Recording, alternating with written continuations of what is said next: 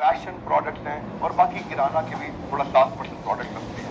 4500 करोड़ का market capitalisation, लगभग 1250 करोड़ का टर्नओवर, इस साल 1500 करोड़ एक्सपेक्टेड है।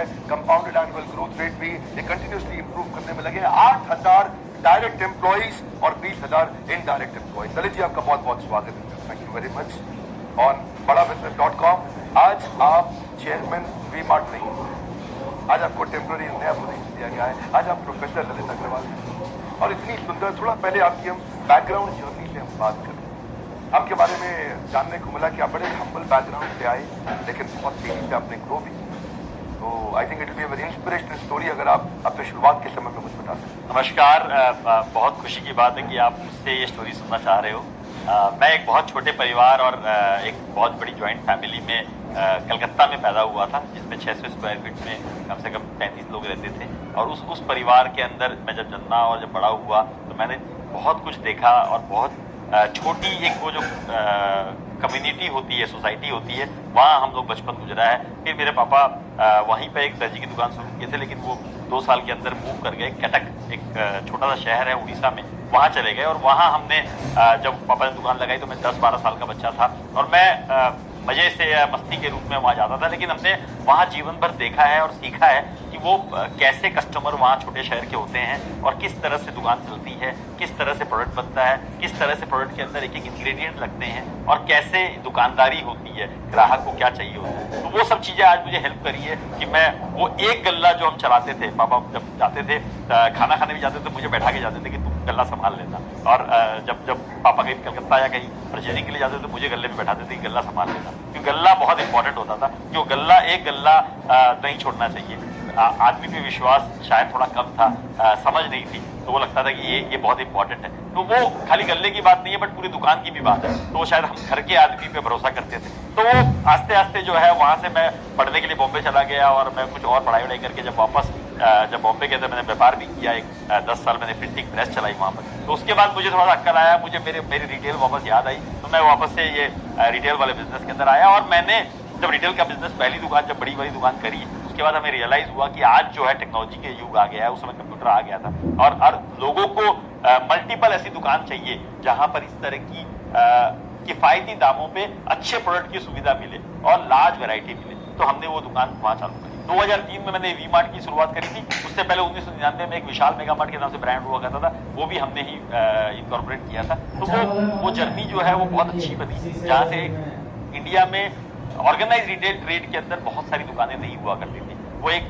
पायनियर दुकानदारी हुई, एटलीस्ट एफोर्डेबल फैशन में, जहाँ कभी कोई पायनियर दुकान थी नहीं। एफोर्डेबल फैशन में लार्ज शॉपर स्टॉप हुआ करता था, जो बड़ी दुकान होती थी। तो कैसे यही एक चिंता थी कि कैसे ये दुकान चलेगी, किस तरह से ये एक दुकान तो अगर हमने कर दी, लेकिन दूसरी दुकान कैसे बनेगी। वो जो एक दुकान होती थी वहाँ खुद बैठते थे, गेट पे खड़े होते थे, भीड़ होती थी, तो कोई व्यक्ति दो पीस ना ले जाए, ज्यादा पीस ना ले जाए, बिल बना के तो जा रहा है ना, वो ध्यान रखते थे। लोगों को ध्यान रखते थे, स्टाफ कोई चोरी तो ना कर ले, स्टाफ काम तो कर रहा है ना, वो खुद जाके देखते थे। प्रोडक्ट आ रहा है तो खुद मिलाते थे, खुद रखते थे, खुद दाम लगाते थे। तो वो काम सारा एक दुकान से किए हैं। तो अब कैसे अब यही दुविधा थी कि कैसे अब इसको बढ़ाया जाए, कैसे इसको मल्टीपल दुकान पे ले जाया जाए। तो हमने वो एक ERP का हमने इवॉल्व किया कि भाई एक ERP बनाने वाला, सॉफ्टवेयर बनाने वाला एक व्यक्ति था, उसको पकड़ा, उसको डेवलप करवाया कि भाई ERP क्या होता है। उसने हमें समझाया कि एक एंटरप्रेन्योर रिसोर्स प्लानिंग होती है, जहां पर आप पूरी बिजनेस को एक ही टेक्नोलॉजी प्लेटफॉर्म पे देख सकते हो। कौन से साल में आपने ERP शुरू किया था? तो 1999 की बात है।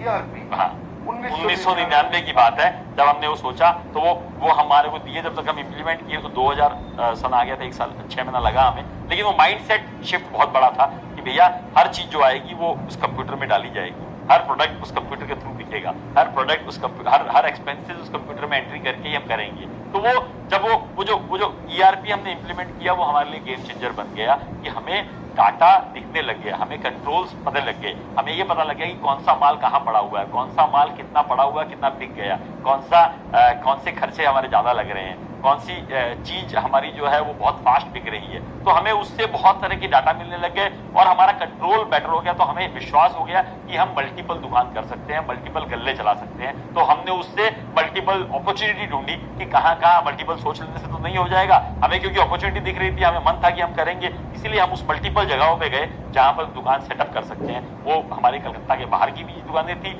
और उड़ीसा में भी थी और बिहार में भी थी और झारखंड में भी थी, जिससे कि हमने एक्सपैंड किया और मल्टीपल जगहों पे वो दुकानदारी शुरू। तो ललित जी बड़ा आउटस्टैंडिंग बोलते हैं सर आप, क्या मजा आता है, बहुत ही कम स्पीकर हमने आपके जैसे देखे, ऐसा अच्छा लगा सुन करके। पर एक क्वेश्चन, अगर आज हमारा व्यूअर ब्रांच आउट करना चाहता है और आपको एक गल्ले से 210 गल्ले में पहुंचते हुए उसने देखा, आज आप गुड़गांव के कॉर्पोरेट ऑफिस में चेयरमैन की तरह बैठे हैं और देश भर में आपका काम चल रहा है 16 राज्यों में। आपने ये ईआरपी बताया, पहले मैं ईआरपी से शुरू करना चाहता हूँ। ईआरपी किस रिटेलर को कब किस स्टेज पे बिल्ड करना चाहिए, और उसके अगर आप स्टेप बाय स्टेप कुछ 5-7 फायदे बता सकें जो आपने एक्सपीरियंस किए। ये ईआरपी कुछ नहीं है, ये सारा आपका जो हिसाब किताब है वो एक जगह पे लेके आता है कि आपका जो सबसे पहले क्या होता है, आप एक प्रोडक्ट का ऑर्डर देते हो, उस प्रोडक्ट को मंगाते हो, उस प्रोडक्ट को मंगा के उसको दुकान पे लगाते हो और फिर उस दुकान को में बेचते हो, और बेचने के अंदर आपको जितने भी तरह के खर्चे होते हैं वो आप मॉनिटर करते हो, और कौन सा प्रोडक्ट बिका, किस सप्लायर का कितना पैसा बकाया है,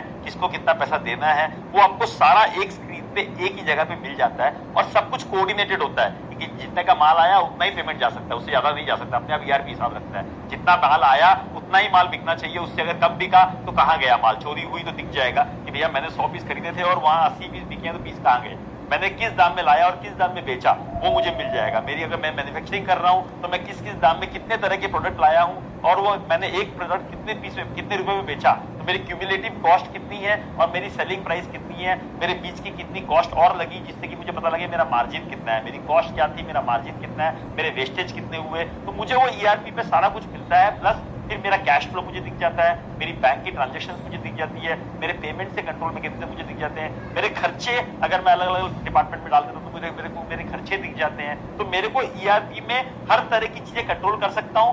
प्लस इसके अंदर जब आपके पास बहुत सारी वैरायटी आप बेचते हो, बहुत सारे प्रोडक्ट होते हैं, तो मैनुअली इतना इंपॉर्टेंट पॉसिबल नहीं है आप उसको ट्रैक कर सको, तो आपको एक साथ वैरायटी दिखती है, कौन सा रंग बिक गया, कौन सी साइज बिक गई, कौन से प्रोडक्ट कहाँ से खरीदा था तो वो बिक गया, कौन सा शेप बिका है, कौन सा वेंडर का माल ज्यादा अच्छा दिख रहा है, तो वो आप सारा कुछ उसमें ट्रैक कर सकते हो। फिर आप कस्टमर का रिकॉर्ड रख सकते हो, कस्टमर कौन सा अच्छा बेचा, कस्टमर की लॉयल्टी आप चेंज कर सकते हो, उसके मोबाइल नंबर को आप रख सकते हो, तो वो आप एक ईआरपी प्लेटफॉर्म के ऊपर आप जितना यूज करोगे उतना ज्यादा आप उसको डिलीवरी कर सकते हो। प्लस उसके अंदर आप अपने स्टॉक टेकिंग कर सकते हो, आप अपना रेगुलर रिटर्न फाइल कर सकते हो, आप टैक्सेशन को अथॉरिटी को दे सकते हो, आप अपनी profit and loss balance sheet regularly देख सकते हो, रिव्यू कर सकते हो कि कहाँ मैं बेटर करूँ, कहाँ खर्चा कम करूँ या कहाँ मैं अपना व्यापार बढ़ाऊँ, तो मेरे को वो अपॉर्चुनिटी भी नजर आती है, प्लस कॉस्ट कंट्रोल भी होता है, और मैं उसको डेलीगेशन के मॉडल में भी मैं आराम से विश्वास कर सकता हूँ, प्रोसेस को मैं मॉनिटर कर सकता हूँ कि कौन सा प्रोसेस मैंने लगाया था और मेरा बंदा उस प्रोसेस पे काम कर रहा है कि नहीं कर रहा है। अगर थोड़ी बहुत ऊपर नीचे है तो कोई बात नहीं है, लेकिन ज्यादा ऊपर नीचे है तो मैं इमीडिएटली सतर्क हो जाऊँ,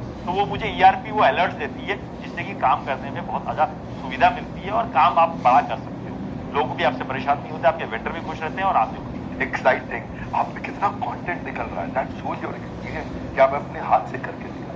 सर एक आज है प्रोफेसर अग्रवाल, आप एक लेसन और इम्पोर्टेंट कीजिए हमारे व्यूअर्स को कि ब्रांच आउट अगर करना चाहते हैं, आज मैं रीजनल मॉडल मुझको स्केलेबल मॉडल में जाना है। मेरा प्रॉब्लम यही है कि शुरू से रीजनल माइंडसेट था, रीजनल गल्ले पे बैठा था, मॉडल ही गलत बनाया, मेथड ही गलत तैयार किया, जिसके कारण जितनी देर गल्ले पे बैठूंगा उतना कमाऊंगा। लेकिन मैं चाहता हूं मैं दुबई के बीच में बैठ के लेमोनेड पीऊं और इंडिया में धंधा अपने आप बढ़ता चला जाए।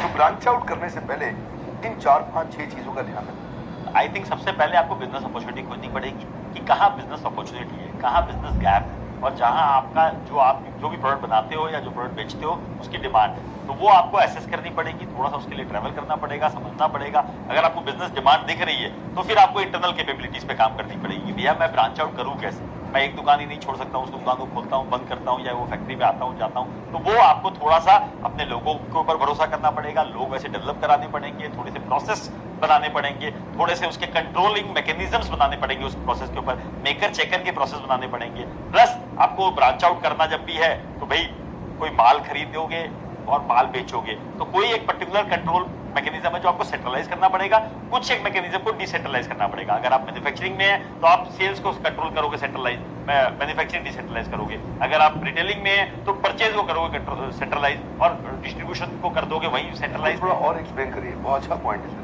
जिससे कि